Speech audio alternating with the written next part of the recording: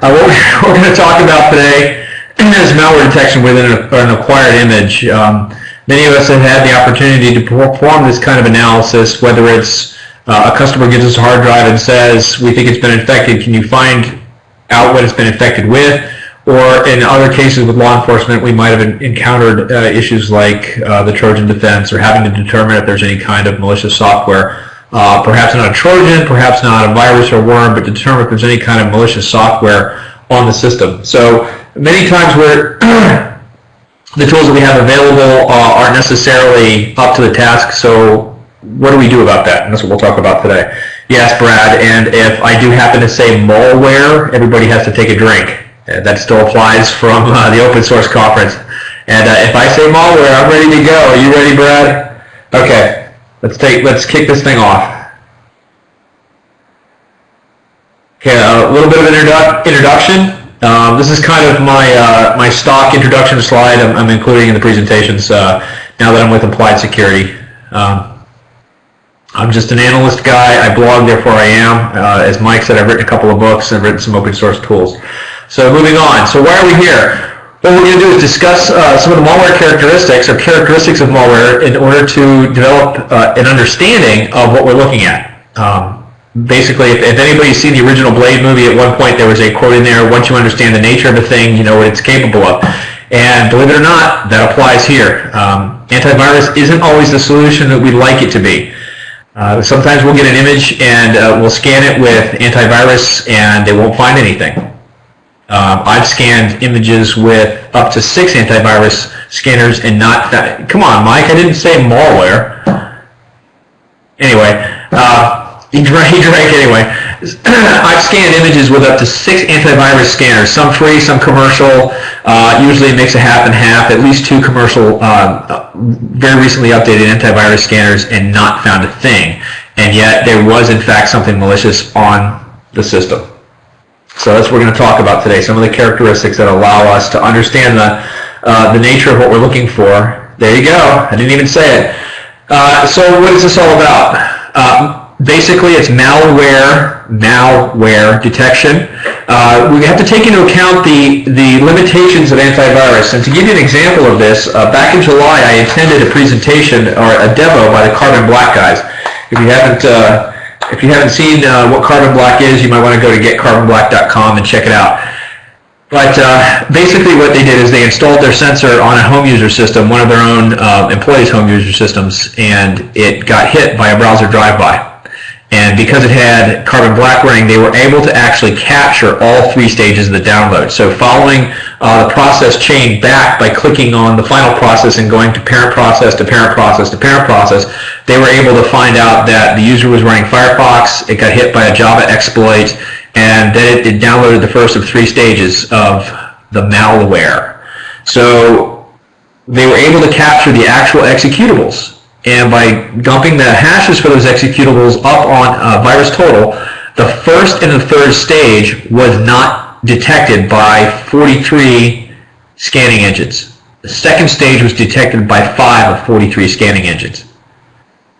So that kind of gives you an indication of some of the limitations of the antivirus scanners that we have available to us. It doesn't find everything. And it's very easy for the bad guys to change their signatures, change a file name, change a path, change a location. You flip 1 bit in the executable, it doesn't affect the execution of the executable, but it changes the hash, so we have to keep that in mind. There are also artifacts that we can look for of execution, such as registry keys, files created, possibly even alternate data streams being created, that the antivirus doesn't look for. It simply looks for executable files and looks for signatures within those files. Especially for the LE guys, we've got the Trojan defense that we have to address. Am I missing something? Oh, great, Lee's on. You just cut. Talk about a transplant. Okay. So, Mike, just keep a straight face or put a piece of paper up in front of your webcam. So when we're looking at the Trojan defense, it's not just, there you go, perfect. It's not just about whether there was something malicious on the system. Because what happens is that it's entirely possible that these peer-to-peer sharing sites can actually be seeded with Trojans. So when somebody downloads the contraband files, they actually end up downloading the Trojans. So what happens is that somebody makes the claim, yes, there's these contraband files on my system, but there's also a Trojan, or somebody put it there. So when you scan the system with an antivirus scanner, guess what? Lo and behold, it finds what the site was seeded with. But did this malicious software ever actually execute? That's what we have to find out. And I apologize, but what you see in front of you right now is the full extent of my PowerPoint capabilities. So a couple things we need to talk about. I know that Chris Pogue talks about this a lot, but a couple concepts that we have to keep in mind during our analysis include low-carge exchange principle. This basically says that when two objects come in contact, material in the physical world is transferred between them.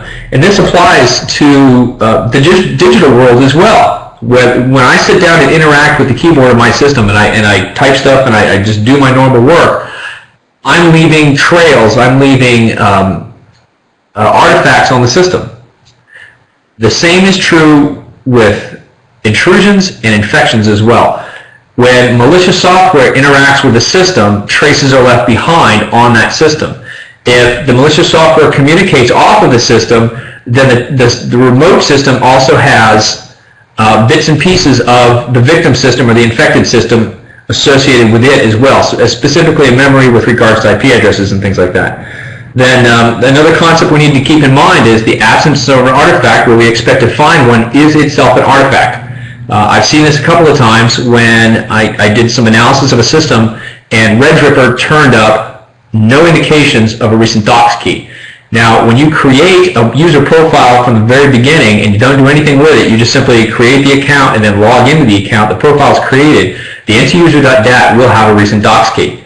So I expected to see a recent docs key, but my tool, Redripper, was reporting that there was no recent docs key available. And that told me that something was up. Through further investigation, I found out that the user ran one of the evidence elimination tools that actually deletes the recent docs key starting with that key itself. So instead of deleting all the subkeys and values beneath it, it just deletes that key.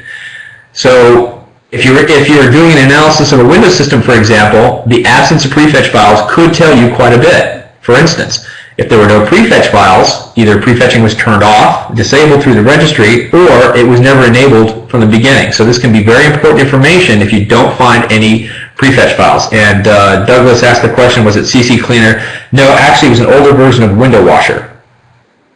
I think it was Window Washer like 4.0 or something like that.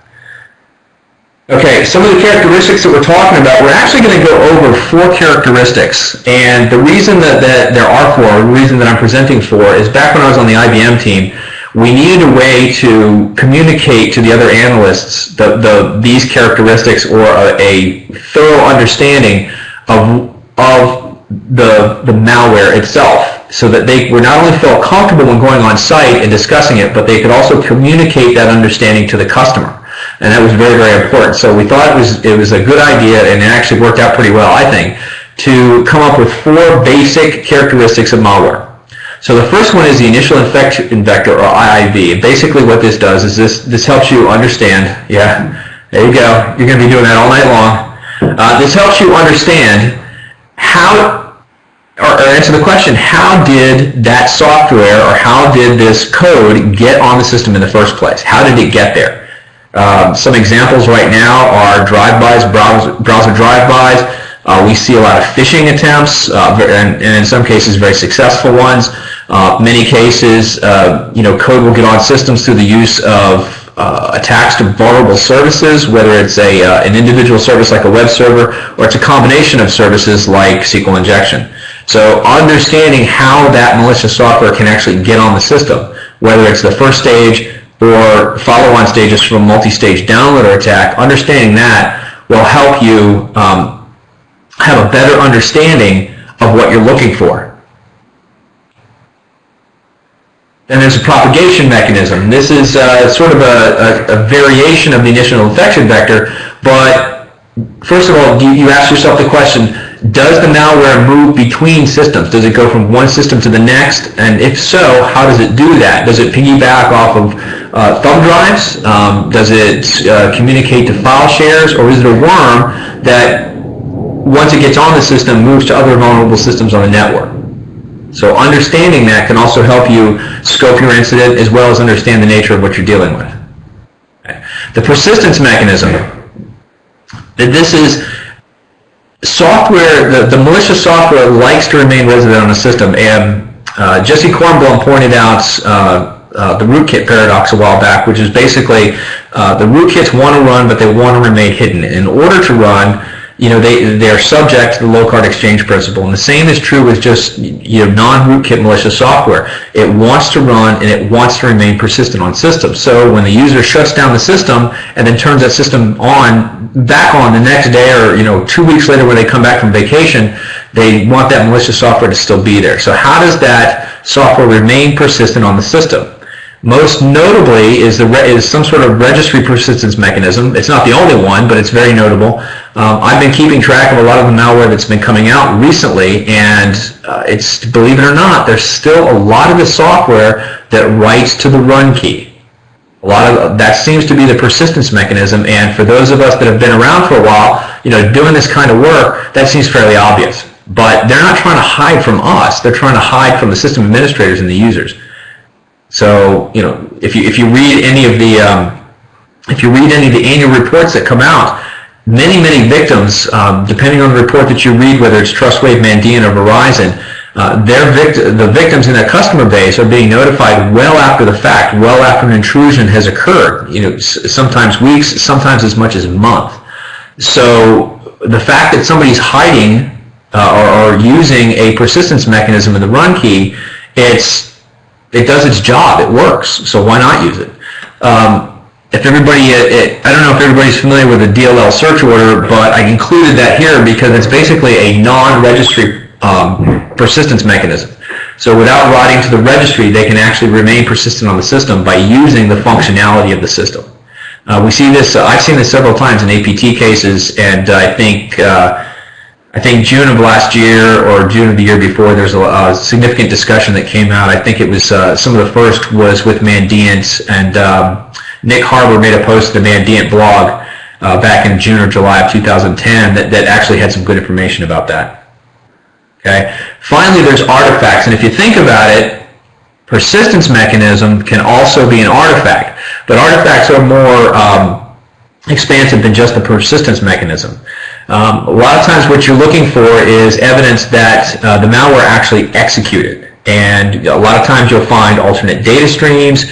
You might find changes to the XP firewall settings. I found that to be very fruitful. Some of the stuff that will get on the system will actually modify the settings to allow itself to get off of the system by modifying the XP firewall settings. Files are created or modified. Registry keys and values are created and added.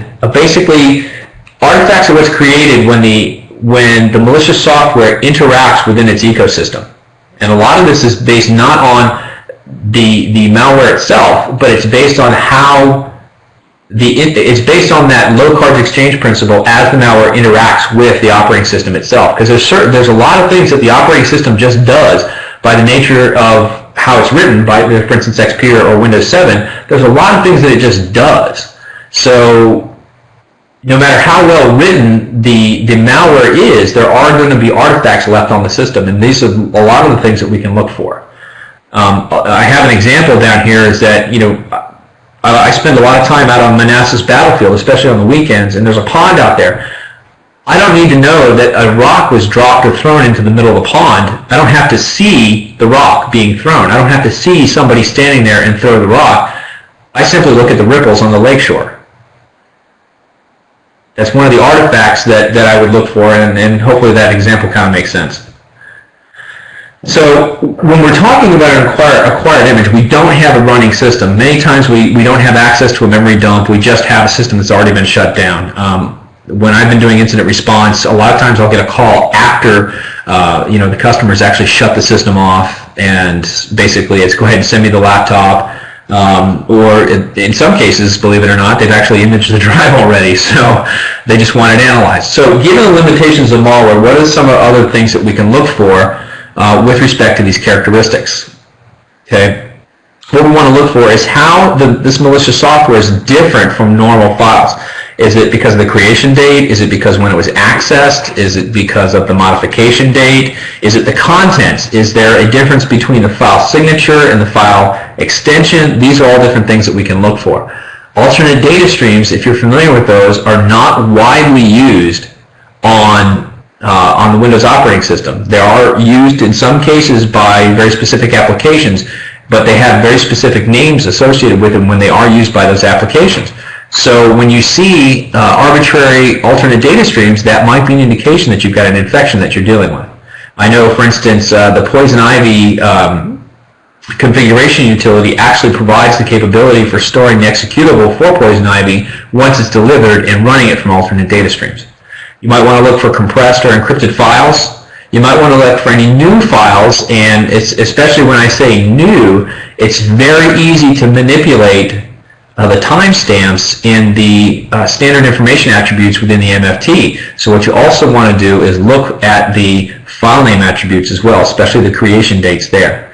Also, we have prefetch files that are created on Windows XP, Windows Vista, and Windows 7 systems by default. The other operating systems, specifically Windows 2003 and Windows 2008, are capable of doing application prefetching. All it takes is a registry change. So you can populate your systems with even more artifacts. If you have a particular time frame that you're looking at, if you know, for instance, that there are certain data stored on the system and that fraud was committed using that data at a certain date, at least you have a time frame that you're working with, that you can work with. So at that point, you might want to consider creating, say it with me, a timeline. So I have a bullet down there that says, what else do we look for? And I'm leaving that basically up to individuals.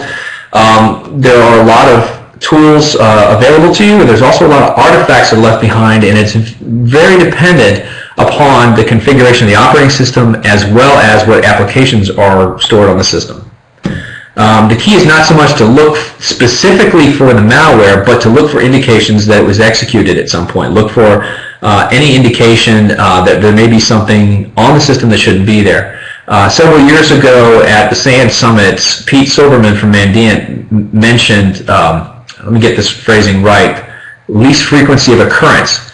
If you really think about it, malicious software intrusions are both the least frequent things to occur on systems.